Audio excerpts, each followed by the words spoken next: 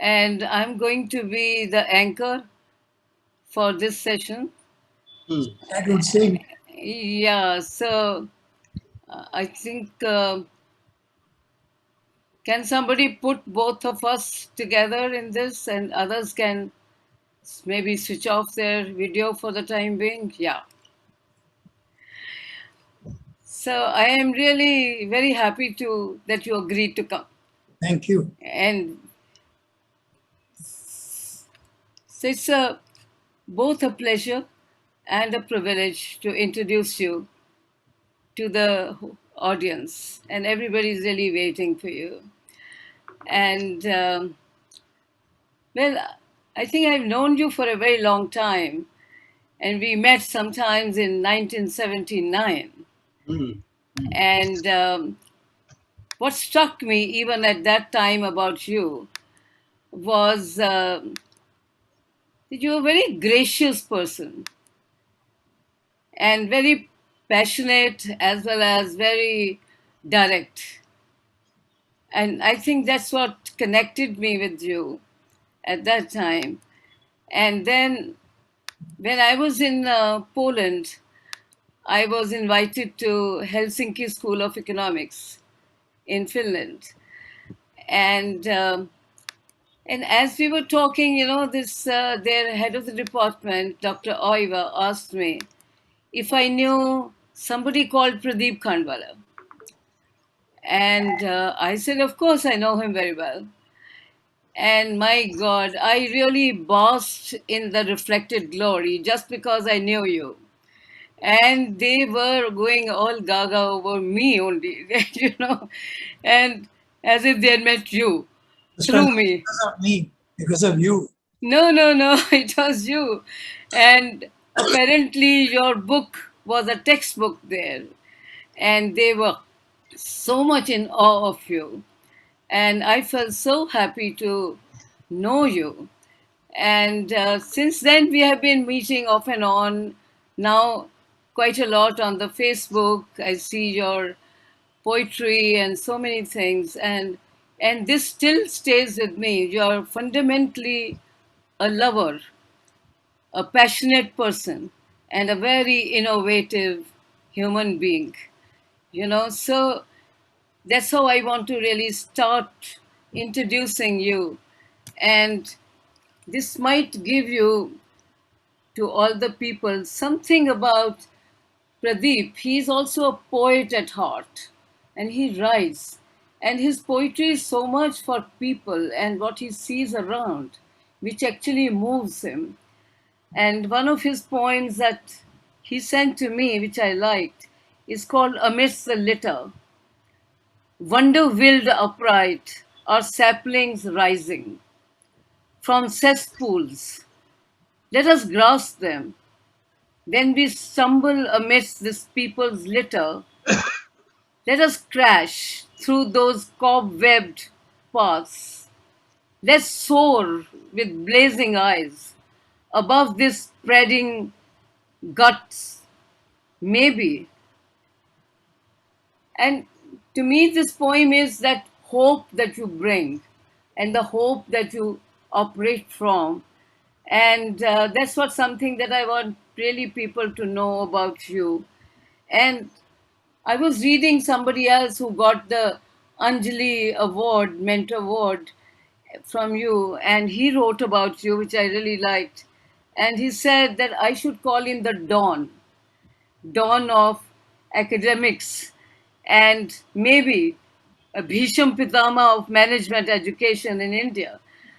By whatever name or epithet one calls him, Professor Khandwalla would invoke the same awe for his scholarship, erudition, and brilliance.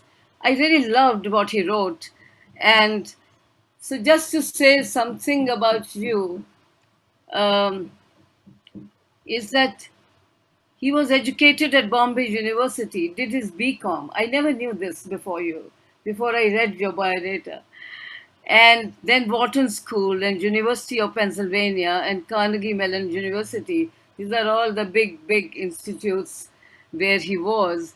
And he has been a consultant trainer to a larger number of organizations, including the Aditya Birla Group, BHEL, Bharat Petroleum, you name it, and he has been consultant or on their board. L&T, Hindustan Levers, Microsoft, National Thermal Power Plant, Telco, World Bank, and he also taught at McGill University, Canada, for several years before returning to India in 1975. That was a time when actually people were going to US and Canada. And here is a guy who wanted to return to India because he wanted to take India to that kind of an excellence. And that is something very special about him. Later on, he was professor at IMA right from 1985 to 1991, and also the director for IMA for 5 years, 91 to 96, and currently on the board of many organizations and Academy of Human Resource Development, Aga Khan Rural Support Program. But you know, I think maybe you can read about all the great things that he has done. And also, just now he's heading a lot of public sector banks and financial institutions. He was member of Planning Commission of Gujarat State. And having said that, he has written so many books, almost about 20 books to his credit.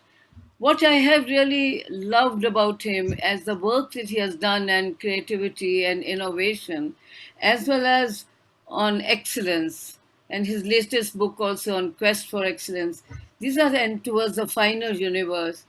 And so Pradeep, I may be missing out many achievements of yours and many accomplishments, but but I want people to see you and experience you, and really, uh, instead of me talking about you, I think they will experience you when you start talking.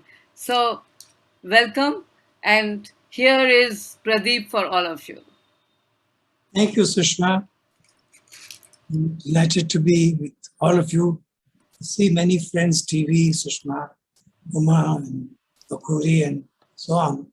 Number of people, Rajan, some at IMA, some not at IMA, but nonetheless, people that I knew or know. And I'm really happy to be with you. I never joined ISATs myself, but I was influenced by people at IMA who were, I think, members of ISATs, Uday and TV and Somnath Chattopadhyay. And I was very interested in this whole pedagogy of experiential learning and OD. Not that I was stranger to that in America. I had done number of tea groups there in America.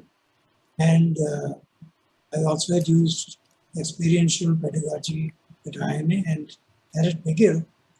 But nonetheless, the excitement of learning about what could be done with people through this pedagogy excited me. And, I thought that why do we restrict ourselves only to individuals and groups? Can't we think in terms of extending to whole societies? And that's what I really want to talk about today. TV will remember, TV, we had organized this international conference on social development. Social development, organizational science for social development, some such name. And TV and I were there, and a number of other people were there. And the whole idea was to see if not just applied behavioral science, as you people know very well, but all of organizational science, that includes economics, political science, sociology, and so on and so forth, including management of technology, for national regeneration. That was, I think, the key idea of that international conference. And the point I made at that conference, I think, is worth talking about today, namely that if you really want to make an impact on a society with the technologies that we know, then we need to focus sharply on strategic organizations, strategic individuals, and strategic institutions. Like, for example, the cabinet of the country, cabinet of the states. We don't think like that. We think in terms of catering to the needs of particular organizations in the public sector, the private sector, mostly corporates, but sometimes also not-for-profits. But the whole idea of trying to make an impact on strategic organizations of the country that could have far-reaching consequences for the whole society, the whole country, was something that I was passionately concerned about. And not only strategic organizations, but strategic individuals, heads of business houses, for example, had groups, strategic groups like the Planning Commission, for example, at that time. Now the Planning Commission is disbanded, but nonetheless, they've got something else now. But the whole idea was, could we not really continue to do whatever we are doing in applied behavioral science, but also begin to really focus on what were the strategic levers of renewal for our country. When I say our country, I just don't mean India. I mean the entire developing world, because the problems of India and Africa and Southeast Asia at some level are similar. At other levels are certainly different, but at some level they are similar. And this whole idea I try to push hard at IIMA. I did conduct, if TV will remember, he was my partner there.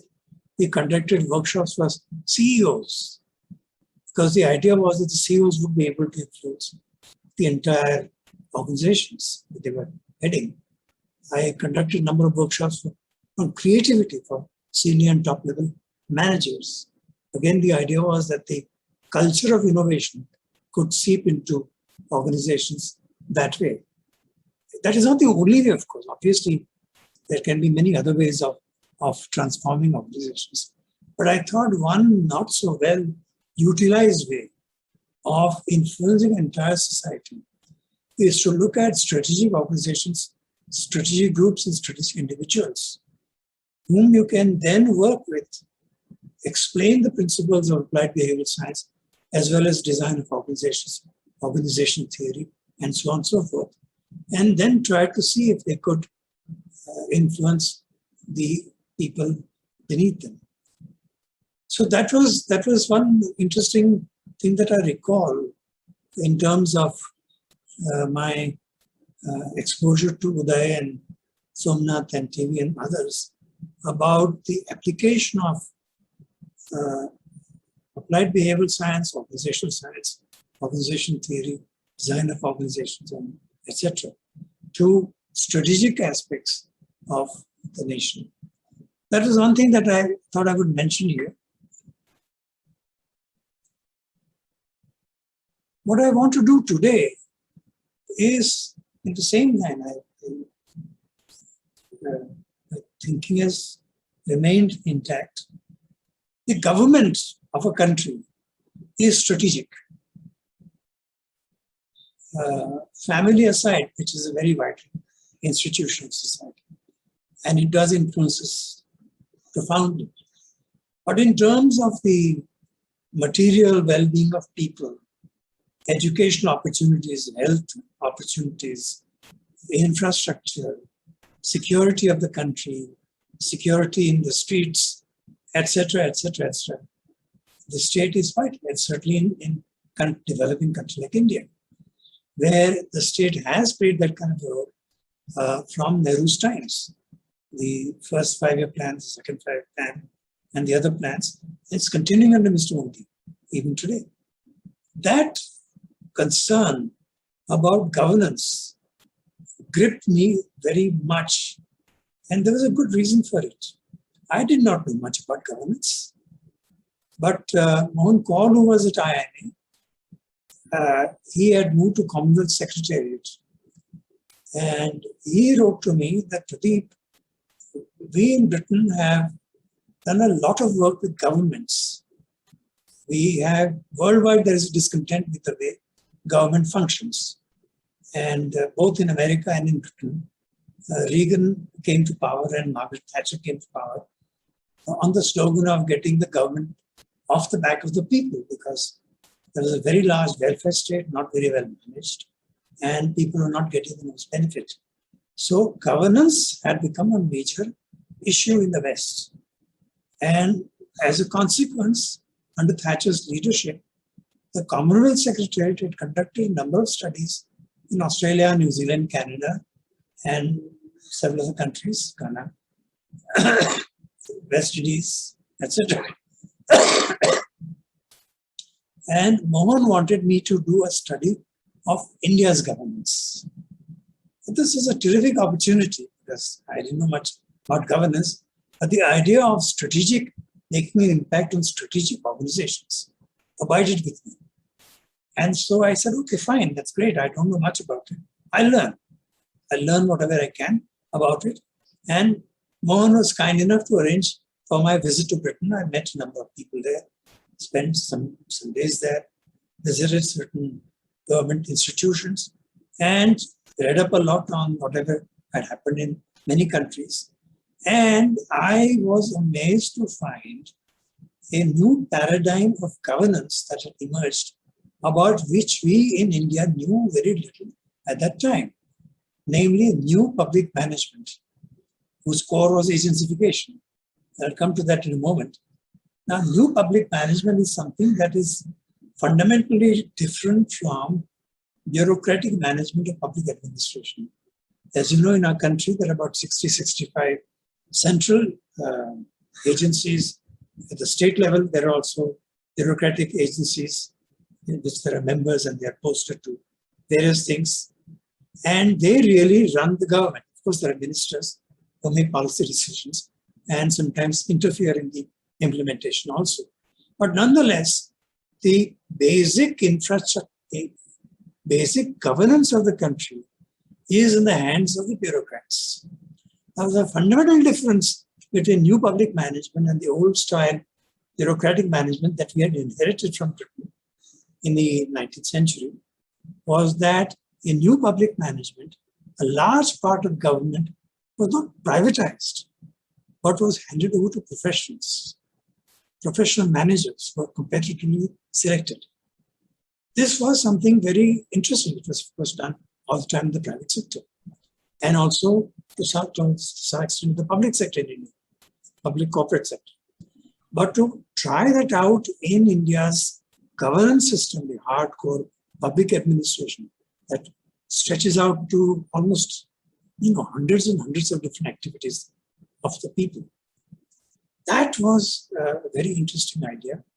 And I took that idea and I said, I must do something about it. Luckily for me, the second Administrative Reforms Commission, called the Moily Commission at that time, came into being. Amar Kalro of IMA was a member of that commission.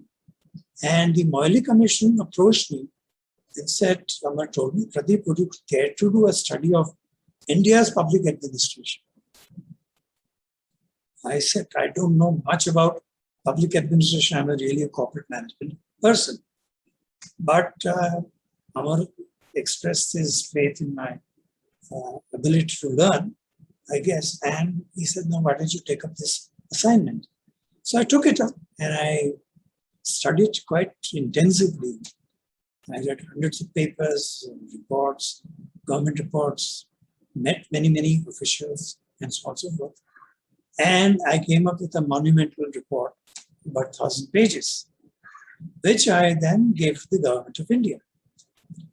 And luckily, this is not the fate of most reports to the government. That report was accepted by the government. I was, of course, delighted that, look, my effort of 2-3 years has borne fruit. But I did not realize the short longevity of governments in India. So this government fell a new government came into power, and that government had no interest in my recommendations.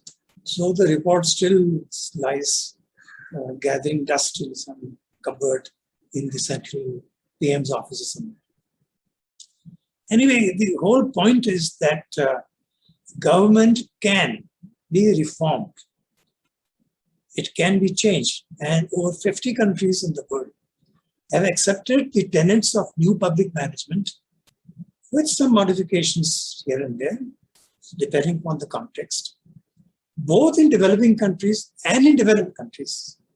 So it's not as if it's only Britain and America or the Western countries that have accepted new public management. You have countries like Ghana and countries like Malaysia and Thailand, Indonesia to an extent, South Korea, and so on. These countries have also accepted new public management, and their scores on the governance quality index developed by World Bank and other bodies are very good, much better than before. They may not be as good as the Western countries, but they're still significantly better than before. And this is what I would like to talk about. And what I would like to do is to tell you more about new public management, the core principles of new public management, not only because they're applicable to governance, but these core principles also apply to any large entity. It can apply to a cooperative society, it can apply to a business group, or a large private sector company, or a public sector corporation, or any other large body, a world body, international body.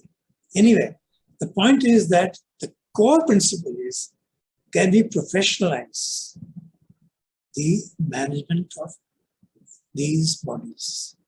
Now, we have done it to some extent in the private sector, to some extent in the public sector, in the public corporate sector. But we have a long, long way to go to do that in our hardcore administration. I want to read out to you these principles of new public management, because I think they are very important to keep in mind. And they would, I think if we all know more about them, they could help all of us to further improve the governance of our country.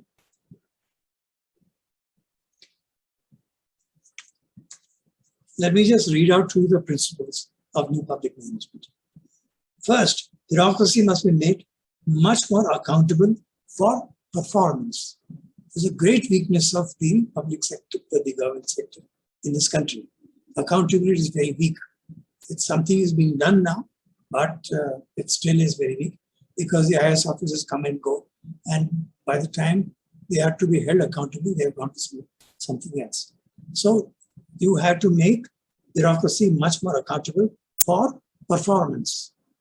Some of the NPM tools for this to happen are diagnostic efficiency audits of departments, as in the UK, decentralization with performance accountability through performance contracts or memorandums of understanding, these are MOUs signed by heads of departments or agencies and the heads of their parent ministries. An MIS-based performance management system, or PMS, that is increasingly being used, tried out in India, and performance-based incentives and disincentives, as in the UK and Canada. And I think some of these countries, nearly 30% of the pay of the person in charge of a government department, agency, is tied to performance. Not so in our country. Second, professionals and domain experts must supplement bureaucrats for effective execution of policies and projects. And for this, a very important tool, as the most important tool of new public management, is agencification. Let me explain. Agencification has been tried out with local variations in a large number of developed and developing countries. Briefly, agencification is a process by which parts of a government department are turned into professionally managed, highly focused, semi-autonomous bodies called agencies with clear mandates. The management is entrusted to a competitively selected professional CEO of each agency with expertise in the field of operations of the body who has high managerial competence. This is where the critical difference is. It's not that the IAS officers are not bright or the other service members, but they do not have domain expertise. A fellow who has served in Department of Energy may be transferred tomorrow to Department of Agriculture. This is the way the government functions. This is not the way agencification functions. In agencification, make sure that the person who is put in charge of an agency of the government or a department of the government has domain expertise. He knows, he's a good professional who knows his job well, what has to be done. The management is entrusted to a competitively selected professional, CEO of each agency, with expertise in the field of operations of the body, who has high managerial competence. These agencies are government bodies, and each is supervised by a board consisting of various stakeholders of the agency. That's another significant thing. Today, we do not have supervisory boards of departments of government. Here, each agency has a supervisory board, and that too consisting of stakeholders. So much like the public sector corporates in our country, which do have something like that, these in hardcore administration and development administration would have supervisory boards with people who are stakeholders. They operate subject to a mandate document that lays down the mission of each agency, which is publicly announced, the policy structure within which it is to operate, its level of operating autonomy, and its accountability for performance through a performance-related contract. There is a contract. Based on the contract, the person is given an incentive or not given incentive, based on what he delivers.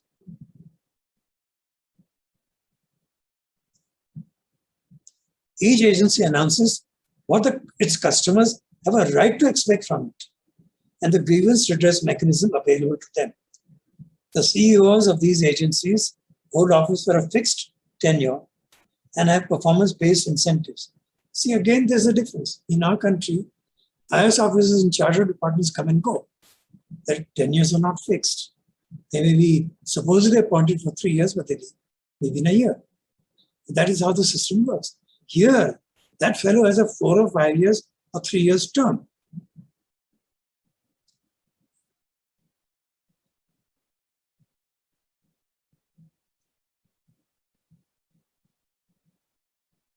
Agencification obviates many of the structural problems of bureaucratic management, namely uncertain tenure of heads, management by journalists who may have no expertise related to the work of the government body, fuzzy goals and poor performance accountability, excessively procedural orientation, lack of participation by stakeholders, apathy towards customers, etc.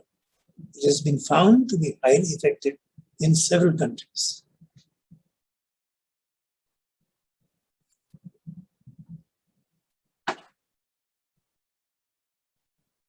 The third principle of new public management is operational policies, that is, policies as operationalized for execution purposes, must be made through an interactive, consensual process and by harnessing expertise. This is, of course, our behavioral science field. The Deliberation Council, a Japanese innovation, is a useful tool for consensus-based and expert policy advice to the government. Japan has the deliberation councils for major industries such as the telecom industry, economic sectors such as the agriculture sector, and key issues such as pollution control in urban areas. Decision support system, DSS as it's called in management jargon, is another tool for making complex policy choices. This is done by developing alternative scenarios of consequences for each choice and periodically modifying the chosen policy based on feedback on how it is faring. The next principle is policies and regulations must have inputs from a variety of experts and need to be periodically revisited for their contemporary relevance. For this, the Center for Governance Studies as a model building and empirical research body for developing policy options is a useful tool. This, by the way, was tried out in the Andhra Pradesh state by Chandrababu Naidu many, many years back. It was this kind of a government body. This was tried out in the Indian state of Andhra Pradesh. So is policy analysis to examine policy options and the cost benefits implications. Additionally, much more effective regulation can be secured by a number of devices. Regulatory impact assessment to assess the impact of regulations. Self-regulation, in which guidelines are issued to help people and organizations to comply with regulations on their own, and professionalized regulation involving the setting up of the regulatory bodies that are operated by domain experts. The next principle is people's voice mechanisms must be strengthened.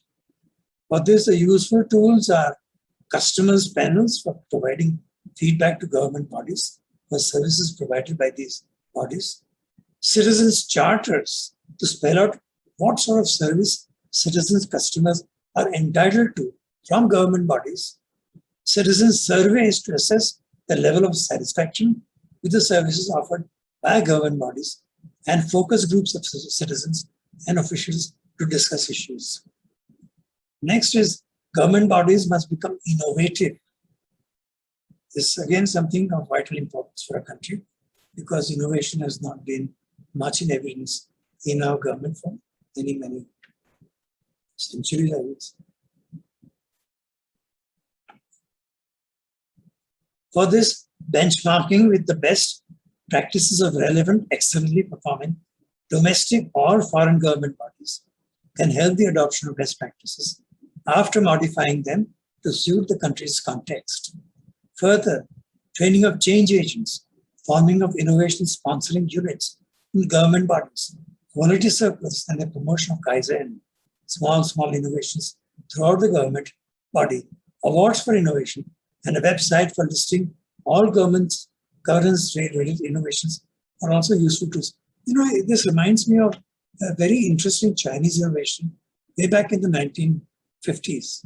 China was then ruled by a Mao Zedong, and very harsh, very disciplinary regime was there. And people worked extremely hard. And the only medium of entertainment was radio. And one thing that the Chinese did was very clever. Any innovation, any part of China was broadcast in the evening hour when everybody was home and watching the radio.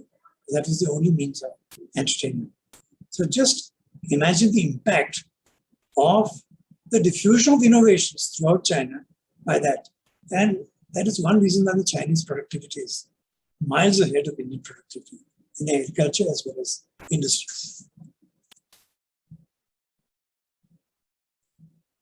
Government bodies need to be much more effective in the use of resources. For this, public-private partnerships and competitive bidding for outsourcing government services are useful tools. This is being increasingly tried out in India, which is true. Next, government bodies need to be freed of corruption, vital for our country. For this, a useful tool is an empowered anti-corruption body that can investigate any highly placed politician or bureaucrat without anybody's permission, as in Singapore. There, this body can investigate even a minister without the permission of the government. In India, we have some kind of ombudsman, but he has to take the permission of the government before he can sort of investigate some government high officer, a minister. Surveys of the uses of government services, stringent and mandatory punishment for those caught engaging in corruption can be helpful. Surveys of the uses of government services, especially the disadvantaged sections of the population, for estimating the level of corruption and plugging the holes revealed by the surveys is another smart tool. This tool has been used in India in some states. Similarly, automation in the supply of government services So such devices as e-governance and smart cards is also effective in curbing corruption. This too is increasingly being used in India. Next, government bodies must focus not only on efficiency, but also the quality of service provided and whether or not it is having a desirable social impact. A useful tool is a social development index involving a large number of indicators. This assesses deficiencies of disadvantaged communities on these indicators in order to rectify them. Hong Kong, before its takeover by the Chinese, developed such an index under British rule. Total Quality Management, TQM, is another powerful tool. Representation of the disadvantaged on the boards of relevant government programs and an MIS for measuring the social impact as well as the efficiency and quality of government programs are additional useful tools. Getting ISO certification is also useful because it ensures that procedures are streamlined. You can't tinker with them ad hoc. Next, government needs to use e-governance, internet, mobile phone technology, and video conferencing and teleconferencing extensively. This can facilitate corruption-free and delay-free supply of services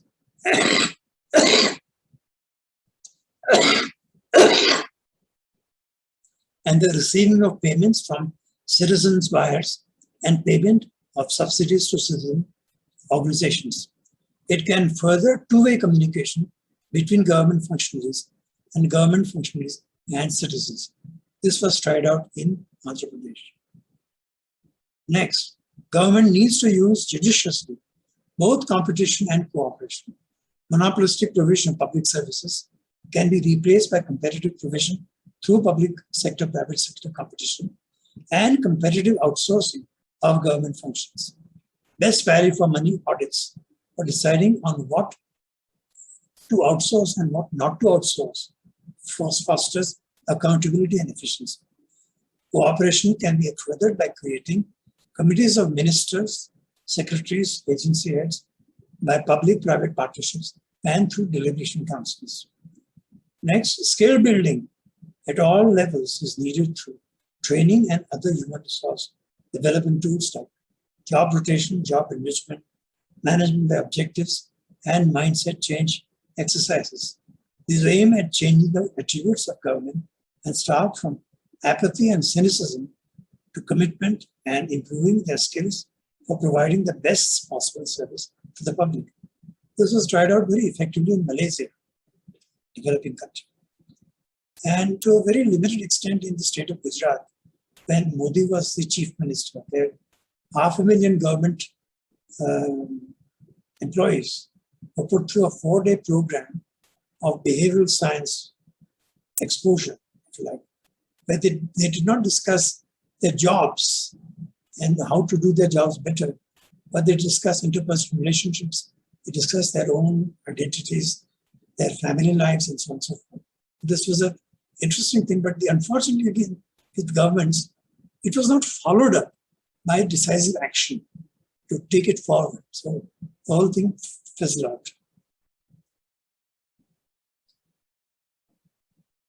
In developing country conditions, developmental programs and anti-government programs, anti-poverty programs are of great importance in mitigating poverty and enhancing the quality of life. Instead of these being managed bureaucratically, it will be best to agencify them. That is, create for each such program a semi-autonomous agency headed by a professional who is a domain expert and committed to the mission of the development program and is supervised by a board of stakeholders. The way NDDB was managed by Dr. Kurian that enabled India to become the world's largest producer of milk is an example. And so is ISRO. These elements of NPM indicate that the key values that power NPM are accountability to the state and to the people for performance, service to society, innovation, participative functioning, and professionalism.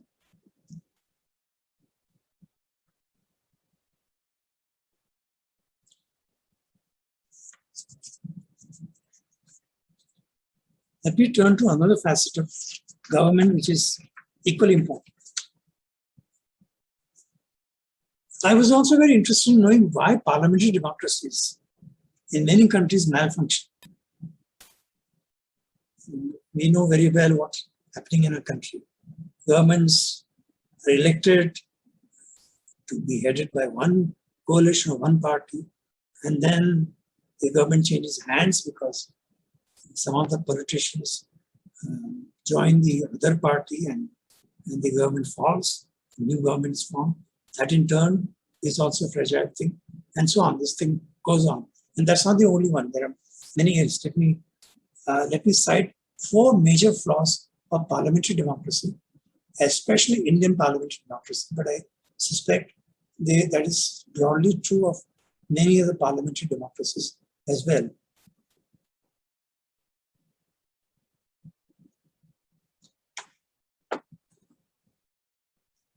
Flaw number 1, unrepresentative legislature. You'll be surprised at this. In most parliamentary democracies, there is what is called the first past the post electoral system. That means a system in which the candidates winning the most votes in an election wins, even when, and this is often the case, when there are multiple parties contesting the election, as in most parliamentary multi-party democracies, he or she gets less than 50% of the votes polled.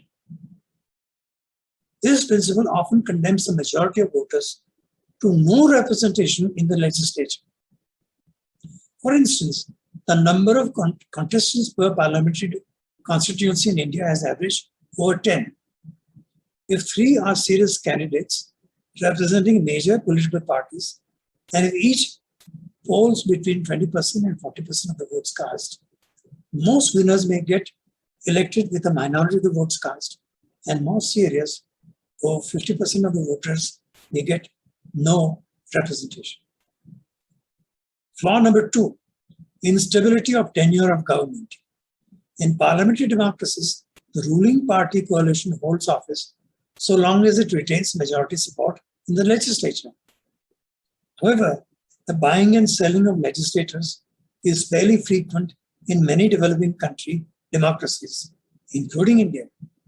Thus, the voters will elect one party or coalition to govern, but lack of scruples on the part of legislators can reduce it to a minority. This gives rise to a frequent fall or change of government before its term is over. For instance, there were in the 1990s 5 parliamentary elections in India because the majority coalition had lost support of the majority of the members of the parliament. Remember the days of Charan Singh and so on. Consequently, the only option in such a situation is fresh elections. In the Indian states too, political instability has become chronic. Between 1977 and 1997, minority situation arose 85 times. And in the case of 48 of these, due to defections or party splits. During a period of political instability, there's a tendency to keep important legislation, especially controversial legislation, in abeyance, as also tough decisions that may not be popular, however necessary these may be. Unscrupulous governance is a direct consequence of this political instability. Flaw number 3, high cost of elections. Parliamentary constituencies can be huge in large developing countries like ours that have large rural populations. The average Indian parliamentary constituency has about 1 million voters spread over around 2,000 square miles. A whole fleet of trucks, buses, cars, and scooters is required to reach the nooks and crannies of the constituency. There are costs of paying and feeding an army of so-called volunteers. There are costs of organizing meetings and the costs of mobilizing vote banks through gifts, money, food, alcohol, and so forth. The payments usually are in cash and off the record. Money needs to be secured from vested interests, who would try to cash in their investment once their candidate or candidates gets elected. Because of this, the field is left open to mercenaries and their unscrupulous financiers. Criminalization of politics is a direct consequence of this kind of high-cost electoral system.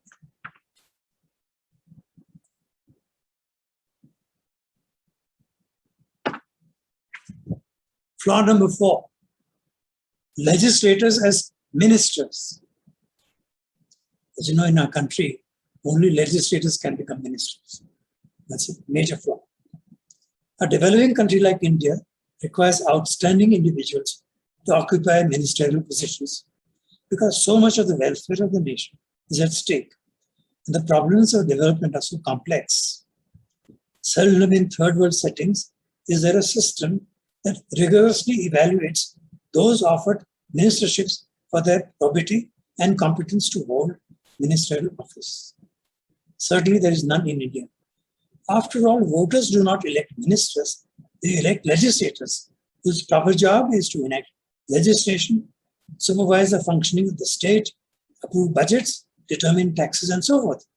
Since power, perks, and opportunities for getting bribes are high when a legislator becomes a minister, legislators aspire not to do serious legislative work, is not very paying or glamorous, but to become ministers. The principle of public service is substituted by the urge for greed.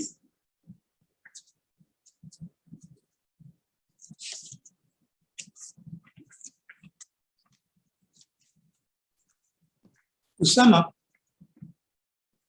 the direct consequences of these 4 flaws of our parliamentary democracy are growing alienation of a majority of voters, since their representatives often do not get elected, unholy electoral alliances, unprincipled cultivation of vote banks, extreme opportunism, paralysis of proactive governance, the growing institutionalization of spendthrift populism and thug governments, whose leaders try to make personal hay while the sun shines, growing criminalization of politics, ministerial incompetence, corruption, frequent toppling of governments, and bloated, non-functional ministries to keep greedy legislators pacified.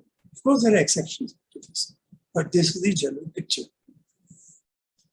My argument is that many of the design flaws of parliamentary democracy in the developing country context can be avoided or mitigated.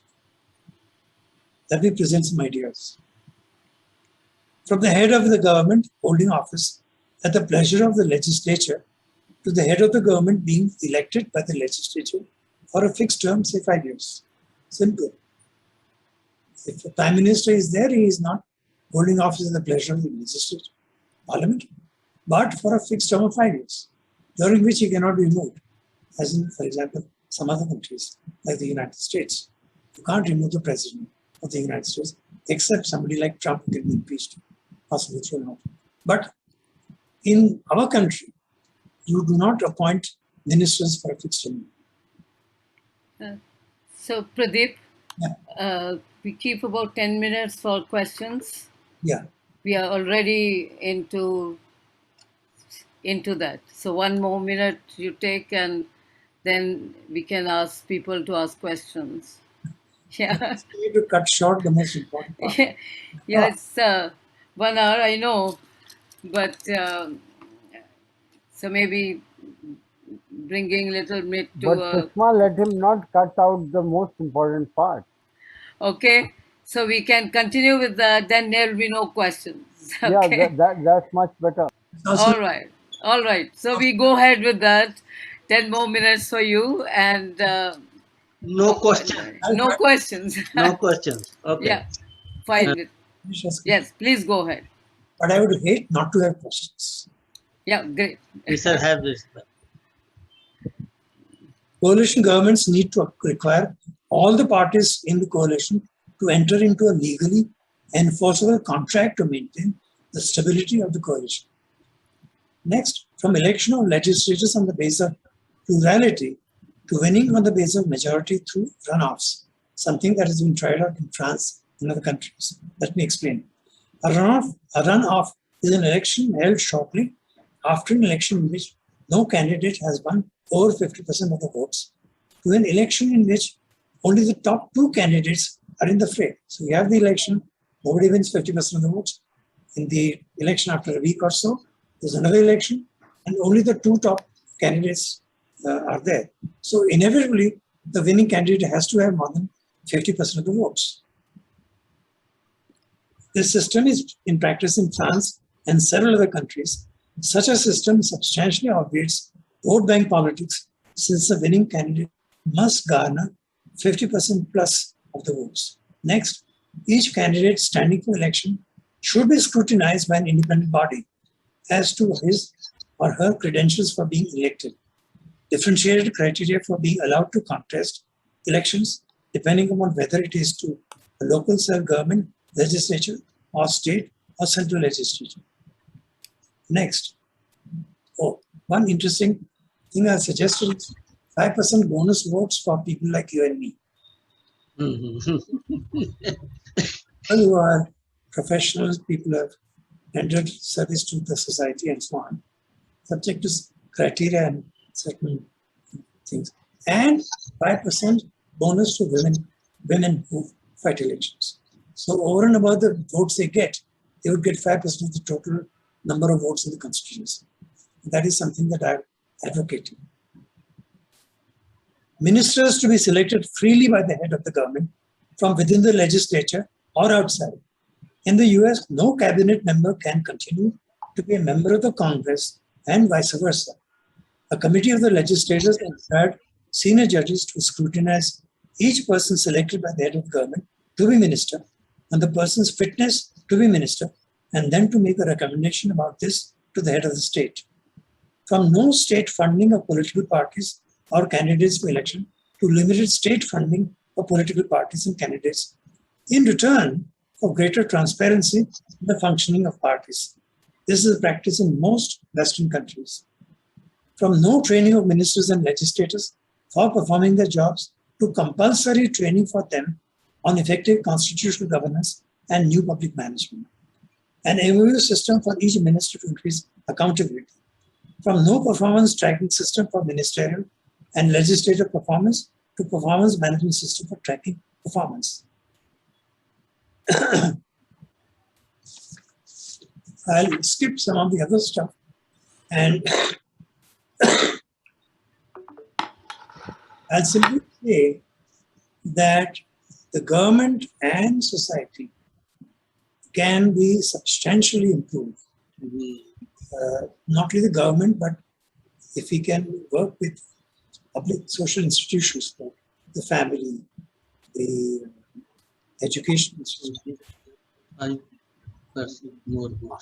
If you can do that and make three I got a mantra for civilization excellence. Namely that if you can spread competence, creativity, and compassion widely in all the institutions of our society, and of course in my book I have spelled out how this can be done, then we can very quickly have a virtuous cycle of rising civilization excellence. So this is something that I would have talked about. We have run out of time, so I'm not going to talk. Let me simply conclude with one thing. Let me conclude with two quotes which reflect my yearnings about India and the world. One is from Nehru's speech at the dawn of our independence. He said, at the stroke of the midnight hour, when the world sleeps, India will awake to life and freedom. The moment comes when we step out from the old to the new, when an age ends and when the soul of a nation, long suppressed, finds utterance. The other is a poem by Rabindranath Tagore. Where the mind is without fear and the head is held high, the knowledge is free, where the world has not been broken up into fragments by narrow domestic walls, where words come out from the depths of truth, where tireless striving stretches its arms towards perfection, where the clear stream of reason has not lost its way into the dreary desert sand of dead habit, where the mind is led forward by thee into ever-widening thought and action, into that heaven of freedom, my Father, let my country awake. Thank you. Thank you so much. Thank you, Pradip. Nice hearing you. Yeah. Can we give our virtual clap? Sushma, now you have 4 minutes for the questions. Yes, we have 3 to 4 minutes, statement, questions, whatever. Minister, Yeah. You can write on the chat box or you can just put the question across. 3 seconds or 100 seconds.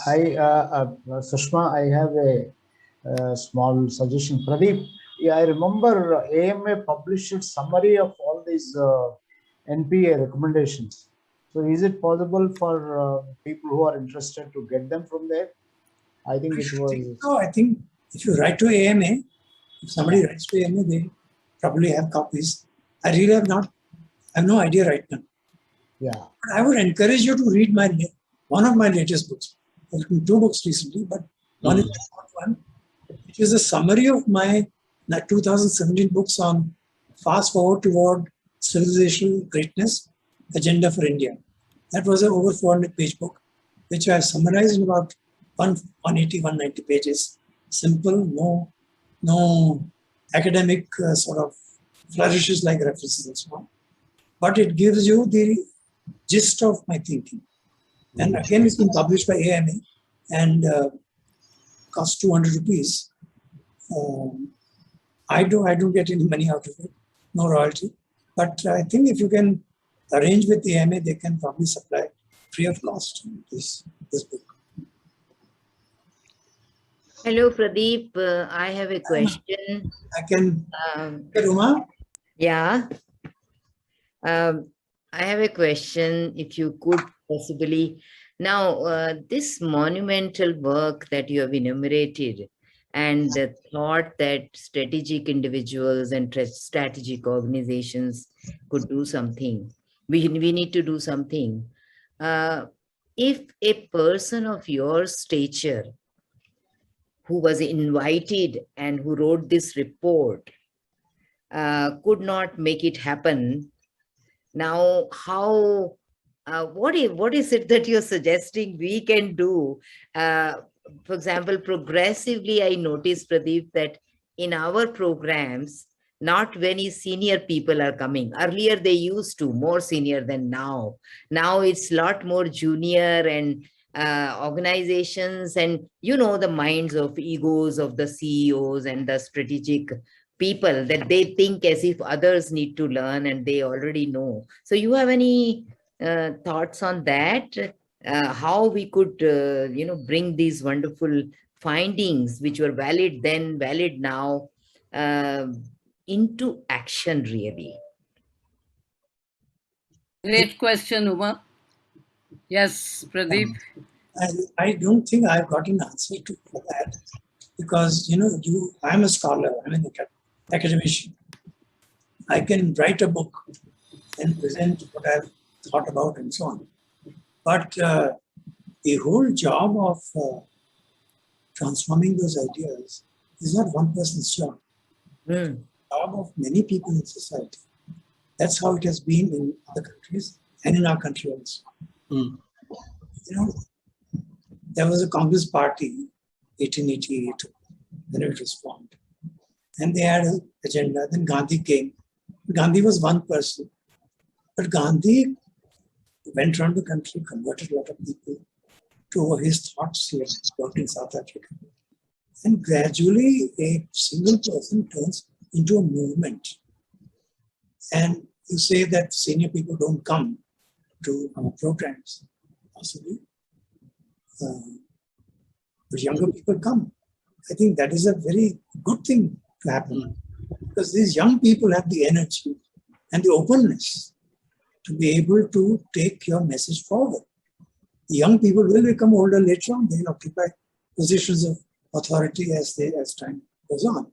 So I would not be very unhappy if you make an impact on these young people. My only hope would be that there can be some kind of a concerted action. I've been Daria from Miami, and some others, are trying to put together a coalition of NGOs. Okay? Because NGOs are a vital segment of civil society, and some of them are doing wonderful work. I have worked with some 150 social leaders for a 4-year period. And if there can be a federation of NGOs, like CIIs, where you've got industry segments and so on. Similarly, a federation of NGOs with some livelihood, some in health, some in education, some in water management, etc. Then they can influence a lot of people. They can influence public policy, and they can influence young people. They can influence education. So I think these are the kinds of things we need to do. If we are serious about it, then we have to go out and try to mobilize, try to link up with people who are doing wonderful work. And I think Ved Arya is a good contact from IIB, and he's in Delhi. And if you talk to him and find out more about what he's trying to do, then maybe some of you who are interested in social change might be able to collaborate with him. Yeah. Thank you, Pradeep. Despite, I think you have ignited a lot of imagination and questions and thoughts in people, and everybody wants to move forward more with you. But sadness is that there is no time now because we have tied up with the other sessions. And I would really like to thank you for very thought-provoking conversation that you started. And you are right that, the younger people can take this message forward, and especially the NGOs. And the thing you talk about is the coalition of NGOs, which are actually bringing a lot of change. And so thanks a lot for coming here and talking to us. And I'm sure many people would like to connect with you. And already TV has put forward the link to that report of yours. And whoever is interested, it is in the chat box. So, on behalf of ourselves and all the audience, I would like to really extend my warm thanks to you for sharing your ideas.